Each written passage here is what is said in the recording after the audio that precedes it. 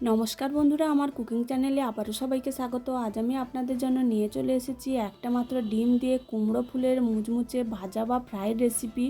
এইভাবে একবার বাড়িতে বানিয়ে দেখবেন, গরম গরম ডাল ভাতের সঙ্গে আর কোনো কিছু লাগবে না।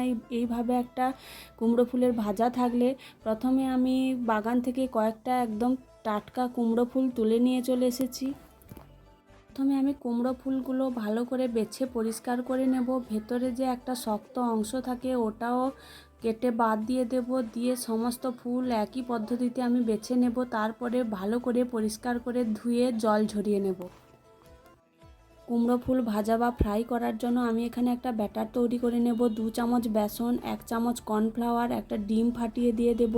ওর মধ্যে সামান্য লঙ্কার গুঁড়ো, হলুদ গুঁড়ো, আর দিয়ে দেব কিছুটা আদা রসুনের বাটা আর গোলমরিচের গুঁড়ো, আর সামান্য জল দেব। পরিমাণ মতো লবণ দিয়ে একটা একদম পাতলা ব্যাটার তৈরি করে নেব। ব্যাটারটা বেশি ঘন করার দরকার নেই, কুমড়ো ফুলের গায়ে কোটিংটা বেশি হয়ে যাবে, তখন খেতে ভালো লাগবে না। পাতলা ব্যাটার হলে কোটিংটা তেমন বেশি ঘন হবে না, খেতে কিন্তু দারুণ হবে। তারপরে গ্যাসের মধ্যে একটা কড়াই বসিয়ে দেব। ওতে কিছুটা সাদা তেল দিয়ে তেলটা ভালো করে গরম করে নেব। গ্যাসের আঁচটা কমিয়ে দিয়ে আগে থেকে যে ব্যাটারটা তৈরি করে রেখেছিলাম ওর মধ্যে কুমড়ো ফুলগুলো ভালো করে ডুবিয়ে নিয়ে গরম তেলের মধ্যে ছেড়ে দেব।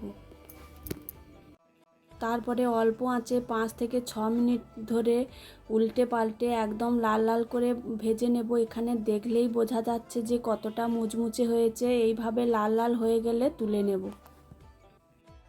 একই পদ্ধতিতে আমি সমস্ত কুমড়ো ফুলগুলো লাল লাল করে ভেজে তুলে নেব। এইভাবে বর্ষার দিনে আপনারাও বাড়িতে বানাতে পারেন।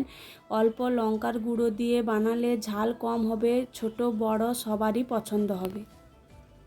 এইভাবে সবগুলো ভাজা হয়ে গেলে গরম গরম ডাল ভাতের সঙ্গে বা শুধু মুখে খেতেও খুব দারুণ লাগে। ভিডিওটি ভালো লাগলে আমার চ্যানেলটি সাবস্ক্রাইব করে দেবেন।